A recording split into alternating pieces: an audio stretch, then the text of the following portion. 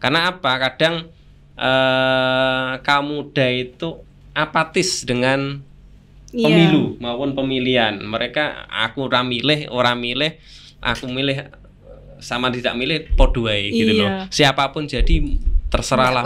Enggak pengaruh sama dengan hidupku begitu memang teman-teman saya.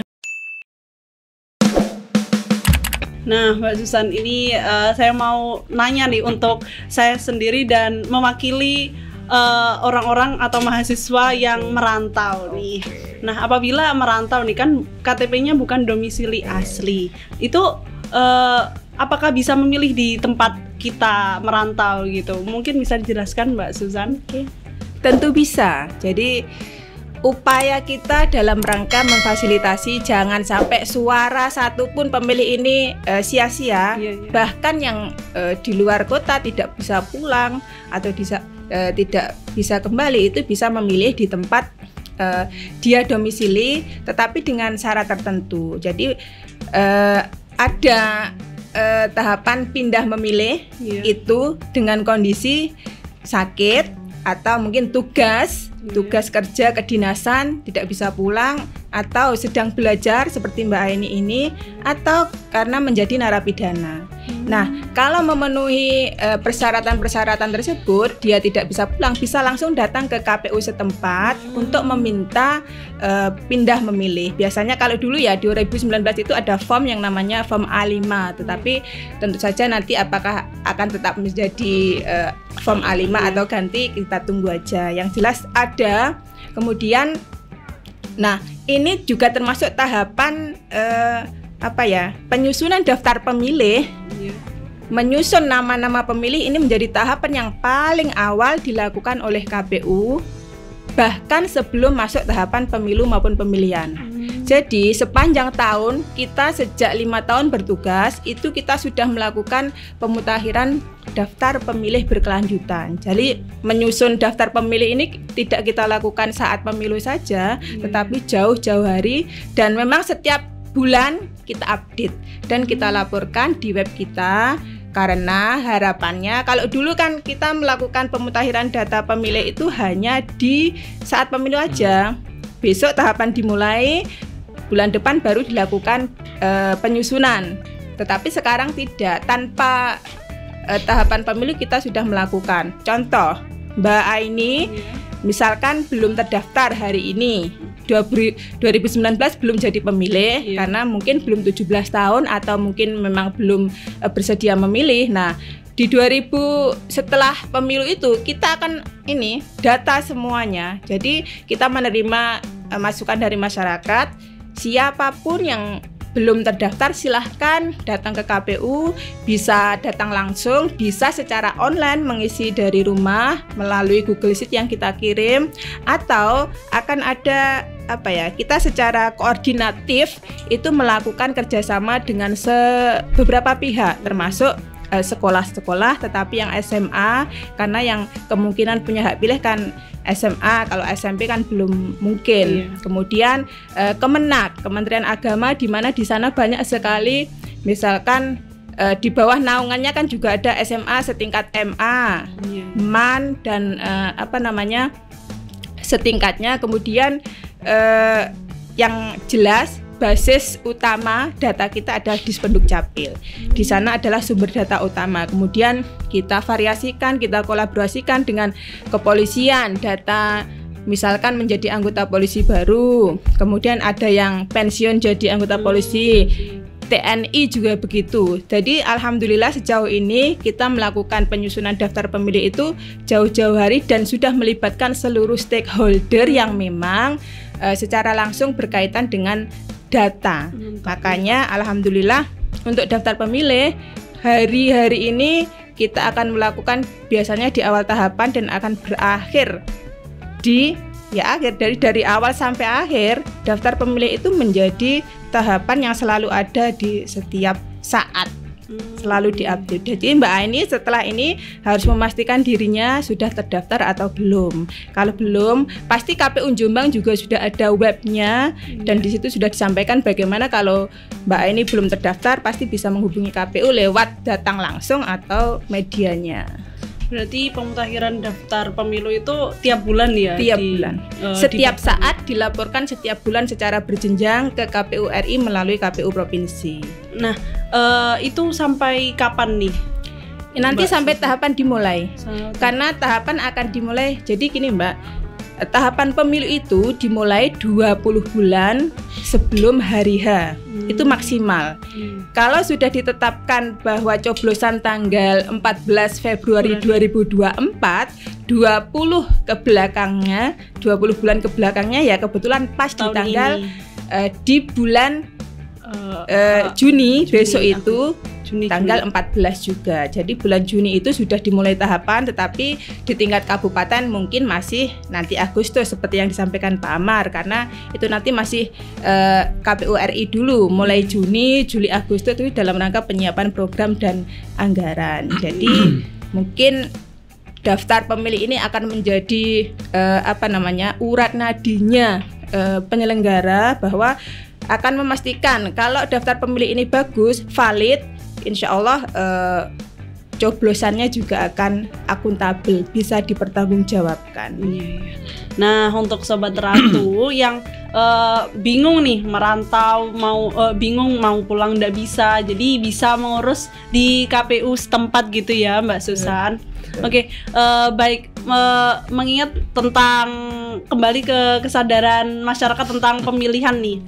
Nah, model apa aja sih yang sudah dilakukan KPU Tulungagung dalam tahap sosialisasi ke masyarakat ini untuk sosialisasi terkait pemilihan? Nah, untuk Mas Amar mungkin bisa dijelaskan. Oke, terima kasih Mbak Ini. Jadi banyak hal yang sudah kita laksanakan selama ini ketika tidak ada tahapan maupun ada tahapan pemilu, kita tetap melakukan sosialisasi kepada masyarakat. Salah satunya agenda wajib dan agenda rutin kita adalah sosialisasi ke pemilih pemula. Nah, kita biasanya roadshow ke beberapa sekolah yang ada di Tulungagung. Itu kita sosialisasi mengenalkan lembaga KPU seperti apa, tugas wewenangnya seperti apa, hal-hal yang sederhana aja, visi misinya KPU seperti apa, itu kita sosialisasikan kepada pemilih pemula. Karena mereka taunya sampai kantor KPU aja nggak ngerti di mana tempatnya KPU apa, itu nggak ngerti kan gitu loh. Itu yang perlu kita bangun, kita sadarkan kepada pemilih pemula minimal sejak dini lah, sejak mereka belum umur 17 sampai sudah umur 17 tahun itu, bagaimana menyadarkan mereka, kesadaran mereka akan pentingnya pemilu dan pemilihan ketika mereka sudah berhak mencoblos seperti itu. Yang kedua, kita juga melakukan mengoptimalkan RPP, rumah RPP. Itu adalah rumah pemilu. Di situ ada beberapa pernak-pernik pemilu ataupun pemilihan. Nanti mungkin bisa teman-teman bisa ke sana, bisa melihat pernak-perniknya pemilu itu seperti apa sih. Berarti boleh ya? Boleh. Datang di sana. Biasanya kita kedatangan adik-adik siswa mahasiswa juga banyak yang ke sana. Bisa nanti saya main ke sana gitu ya. Cari jodoh juga bisa gitu. Boleh, ada. Desktop 2. Terus kita juga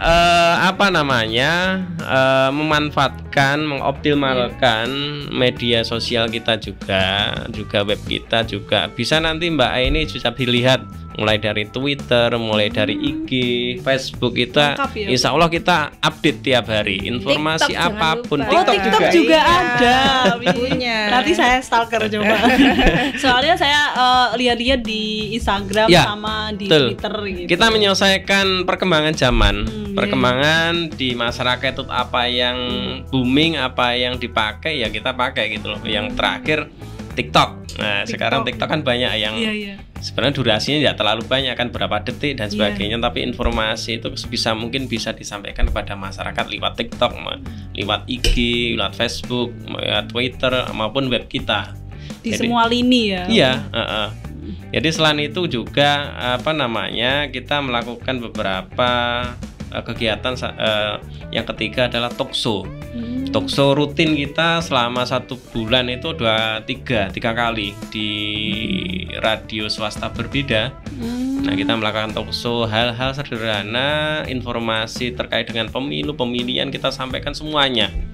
Mungkin itu talkshow-nya ada jadwal sendiri nggak, Pak? Ada jadwalnya, rutin. Rutin. Selasa sama Rabu kalau nggak salah ya. Oh, seminggu 2 kali. Seminggu Iya. 2 kali. Nah, jadi seperti itu, kita informasikan apapun kaitannya dengan perkembangan tahapan pemilu maupun pemilihan kita sampaikan.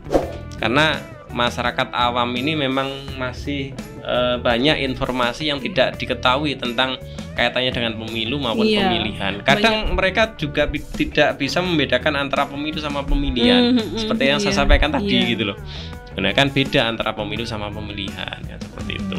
Oke, untuk Sobat Ratu dan teman pemilihan nih yang masih bingung terkait pemilihan atau pemilu atau pingin mengetahui nih apa aja terkait KPU, bisa saja langsung follow IG KPU Tulungagung, KPU Tulungagung, dan TikTok, Twitter itu sama KPU Tulungagung. Langsung aja follow ya. Facebook juga. Kita tunggu semuanya. Langsung lihat-lihat biar tidak kudet. Ya, betul. Biar tahu ada Pak Amar, ada bapak-bapak yang lain yang tidak kalah ganteng dari Pak Amar. Karena ini saya kalau melihat media sosial itu hampir 80% itu yang make kan anak-anak muda kan. Memang. Mulai dari yang belum umur 17 sampai umur 30 sampai 40 itu kan banyak sekali. Banyak sekali, apalagi TikTok. TikTok itu. Karena ini juga kaitannya dengan partisipasi masyarakat juga. Nah, kita tidak menafikan bahwa kaum muda ini hampir 40% porsinya ketika berbicara pemilu. Nah, itu cukup besar sekali. Nah, makanya ketika angka 40% ini tidak dimaksimalkan dengan baik, ya otomatis partisipasi masyarakatnya kan akan tidak maksimal kan gitu loh. Di Tulungagung tahun 2019 sudah mencapai untuk pemilunya partisipasi masyarakat itu 81%. 81%. Itu cukup melampaui angka target dari KPU RI. Kalau KPU RI kan 76%. Kita sudah melampaui sampai 81%. Untuk kaum mudanya itu. Semuanya. Dari umur. Nah, untuk porsinya pemilih pemula itu kan atau pemilih muda itu kan 40%. Artinya itu cukup angka yang besar ketika nanti bisa dimaksimalkan. Karena apa? Kadang kaum muda itu apatis dengan pemilu maupun pemilihan. Mereka aku ora milih, aku milih sama tidak milih podo wae gitu loh. Siapapun jadi terserahlah, tidak pengaruh sama kebanyakan begitu memang teman-teman saya. Nah, itu yang perlu kita sadarkan kepada mereka, bahwa pentingnya demokrasi, bahwa pentingnya pemilu, mereka juga berpartisipasi kepada masyarakat. Nah, jadi seperti itu. Nah, kalau di Australia itu pemilu itu wajib untuk dari umur 17. Iya, bahwa memenuhi syarat wajib memilih. Yang penting memenuhi syarat itu wajib memilih. Kalau tidak memilih didenda 20. Wah, didenda ya? Nah, iya, didenda 20 dolar. Ya, bayangkan kalau 20 dolar dirupiahkan berapa itu aja. mending milih. Kalau saya enggak apa-apa milih. Yang kedua akan dicabut hak pilihnya selama 10 tahun. Wih. Nah, itu kalaupun nanti diadopsi di Indonesia akan lebih baik. Bisa nanti ya diadopsi di hukum Indonesia. Nah, itu karena ini sama halnya membayar pajak kalau di sana itu. Jadi memang diwajibkan untuk memilih ketika ada momen pemilu. Jadi seperti itu. Karena memang pemilu itu penting ya. Karena kembali lagi bahwa apa yang sampaikan Bu Susan tadi kaitannya pemutakhiran data pemilih itu bisa dimanfaatkan. Kita sudah menjadi masuk ke DPT, sudah nanti ketika di hari H mendapatkan surat undangan, nah itu bisa dimanfaatkan, memang betul-betul bisa datang ke TPS. Jadi seperti itu. Kita harapannya seperti itu sebagai penyelenggara. Oke. Nah, ngomongin tentang pemilu lagi-lagi nih Pak, kan pasti ada suatu komponen yang penting yakni dapil atau daerah daerah pemilihan gitu ya Pak ya. Nah, itu katanya Mas Amar tadi, ya Allah kok Bapak terus Mas Amar. Jangan Om lo ya. Om enggak apa-apa. lebih cocok Om. Jangan jujur dong, Dek. Enggak. Maksudnya lebih gampang gitu. Iya, boleh. Mas Amar aja ya. Oke. Untuk dapil sendiri kata Mas Amar tadi ditentukan Oktober ya. Nah, kalau menurut KPU sendiri kira-kira ada perubahan enggak dari pemilu sebelumnya untuk dapil di Tulungagung sendiri? Oke, sebelum Kira-kira. masuk ke situ, kemarin kita sudah melakukan simulasi kaitannya dengan dapil itu berubah atau tidak. Kemarin kita sudah melakukan simulasi. Kalau dapil yang kita pakai kan 5 dapil kan hari ini di Tulungagung itu. Iya. Nah, kita kemarin sudah melakukan simulasi di umpama simulasinya menjadi 6, menjadi 7, itu ternyata tetap yang dapilnya 5 yang ngasih memenuhi kriteria kan dapil seperti gitu itu. ya. Memenuhi prinsip-prinsip Memenuhi prinsip-prinsip penyusunan penyusunan dapil. Jadi seperti itu. Nah, kemarin kita juga melakukan koordinasi komunikasi dengan beberapa peserta pemilu juga. Ya memang mereka beragam, dari beberapa partai itu beragam. Ada yang pengen ditambah dapilnya, nah ada yang pengen tetap. Nah itu ya kita akomodir semuanya. Nanti di bulan Oktober kita melakukan uji publik, mendatangkan mereka, kita sharing bareng hal-hal yang itu sifatnya mungkin nanti menjadi kesepakatan di dalam forum itu uji publik. Nanti kita juga mengundang pakar juga katanya dengan penetapan dapil. Nah, nanti kita setelah ditetapkan baru kita sampaikan ke KPU RI. Oke. Nah, jadi seperti itu prosesnya. Oke. Untuk masyarakat sendiri yang ingin mengetahui nih Pak terkait info-info terkait KPU, selain di media sosial seperti IG, Facebook, Twitter dan lain-lain, nanti masyarakat kalau ingin tahu itu dari mana? Mungkin dari web atau dari lainnya gitu Pak? Ya, yang jelas informasi yang online hari ini kita banyak, ada web KPU Kabupaten Tulungagung, ada IG-nya KPU Kabupaten Tulungagung, ada Twitternya KPU Kabupaten Tulungagung, Facebook juga seperti itu. Nah itu nanti TikTok juga nanti itu bisa dimanfaatkan, dibuka. Kalau tidak mau datang ke KPU Kabupaten Tulungagung, bisa lewat rumah, bisa lewat HP. Gitu nah ya, itu ada. Kita insya Allah update lah tiap hari informasi apapun kaitannya. Apalagi sebenarnya lagi kita ada tahapan, kita insya Allah akan update informasi apapun kaitannya dengan tahapan pemilu 2024 maupun pemilihan itu.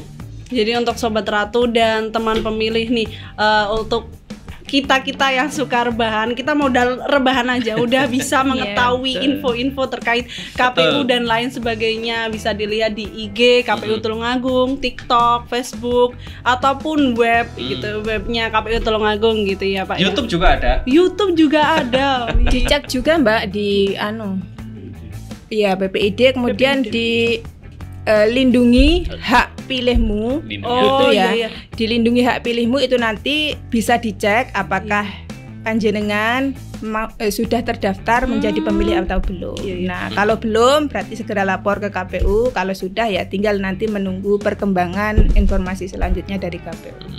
Oke, untuk Sobat Ratu dan teman pemilih nih, yang ingin mengetahui apakah kalian udah terdaftar belum di pemilihan, itu bisa langsung cek di http://lindungihakmu.kpu.go.id itu ya. Bisa langsung cek di situ ya. Oke. Nah, untuk saya nih barangkali mau daftar sebagai badan ad hoc nih di KPU Tulungagung. Nah, itu saya mengetahui mau cari tahu info rekrutmen itu di mana mungkin. Terima kasih. Jadi perlu saya sampaikan bahwa tahapan rekrutmen badan ad hoc itu yang kita mulai kan bulan November. Oh, bulan November. Bulan November tahun 2022. Insya Allah bulan itulah kita kalaupun geser paling ya tanggalnya. Iya. Tapi insya Allah bulan November kita sudah mulai melakukan rekrutmen badan ad hoc. Nah, kaitannya rekrutmen tadi, kita akan juga menyampaikan, mensosialisasikan kepada masyarakat semuanya. Kita juga akan mengiklankan di beberapa media juga. Kita juga akan mensosialisasikan di beberapa medsos yang kita punya, mulai dari Facebook, Twitter, IG dan sebagainya. Kita akan sosialisasikan beserta persyaratan-persyaratan yang harus dilengkapi kan seperti itu. Nah, setelah itu nanti bisa dilengkapi, bisa daftar sesuai dengan tanggal pendaftarannya sampai kapan, kan seperti itu. Nah, untuk badan badan ad hoc ini mungkin bisa dijelaskan sedikit bocoran persyaratan nih. Barangkali ada yang kepo, males-males buka gitu. Ingin secuil persyaratannya gitu. Kalau sesuai dengan regulasi, sesuai dengan PKPU yang ada, persyaratan menjadi badan ad hoc itu yang pertama harus umur 17 tahun. Nah, wajib itu. Wajib. Yang kedua harus domisili sesuai dengan KTP-nya. Nah, ketika mungkin mendaftarkan diri sebagai calon PPK harus sesuai dengan domisili domisili KTP-nya. Tidak boleh ketika sampai mungkin Mbak Aini daftar di sini sebagai PPK nggak boleh bisa, ya? Nggak bisa. Saya mau daftar di kota saya saja gitu. Bisanya nanti daftar di Jombang sana, nanti di Perak sana. Daftar boleh, tapi tidak mungkin lolos administrasi. Oh gitu. Iya. Karena bukan domisili ya Mbak ya. Nah, terkait ini semua nih Pak. Ini Mas Amar dan Mbak Susan ya. Untuk harapan Mbak Susan dan Mas Amar sendiri pada pemilihan ini dalam KPU inilah, penyelenggara KPU ini itu apa sih harapannya? Nah, Mbak Susan dulu. Mbak Susan, monggo. Harapannya banyak kalau dari saya tentunya bahwa Sobat Ratu semuanya harus memahami bahwa pemilu dan pemilihan itu kan hajat besar nasional, hajat kita semua, sehingga ayo penyelenggaranya sudah ada. Jadi coro wong mantenan, IO-nya ini sudah siap, tinggal yang datang ke mantenannya ini harus siap juga. Jadi kesadaran masyarakat bahwa ini adalah hajat bersama memilih calon pemimpin lah ya, pemimpin kita 5 tahun ke depan. Jangan sampai kalau kita tidak memilih, ternyata kalau ada baik buruknya pemimpin kita ternyata hanya bisa mengkritik saja, padahal kita tidak berpartisipasi. Jadi mari berpartisipasi dalam segala aspek, baik jadi penyelenggara, baik jadi pemilih yang baik ataupun jadi peserta pemilu. Dan update selalu kegiatan-kegiatan KPU Kabupaten Tulungagung khususnya melalui media yang kami miliki, dan insya Allah sosialisasi kita juga akan masif selama tahapan nanti. Oke. Untuk Mas Amar? Yang jelas pemilu maupun pemilihan tidak akan sukses hanya dibebankan kepada penyelenggara. Bagaimana partisipasi masyarakat itu cukup penting. Nah, cukup penting dalam meng-backup penyelenggara di tingkat maupun tingkat kabupaten, provinsi maupun pusat. Jadi partisipasi mereka tidak hanya datang ke TPS, tapi bagaimana juga bisa mensosialisasikan kepada masyarakat yang lain untuk datang ke TPS ataupun menjadi penyelenggara maupun menjadi peserta pemilu. Saling mensosialisasikan ya. Itu aja. Kepok tular. Kepok tular lah. Kepok tular. Itu aja. Nah, oke. Sobat Ratu dan teman pemilih sekalian, jadi 30 menit ini sudah kita lakukan, sudah kita ulik-ulik sedikit mengenai KPU yang ada di Tulungagung ini. Semoga bermanfaat untuk semua Sobat Ratu dan teman pemilih sekalian ya. Nah, untuk itu jangan lupa like dan subscribe, karena subscribe itu gratis. Oke, baik Sobat Ratu dan teman pemilih sekalian, sampai jumpa di episode-episode selanjutnya. Bye-bye. Bye-bye.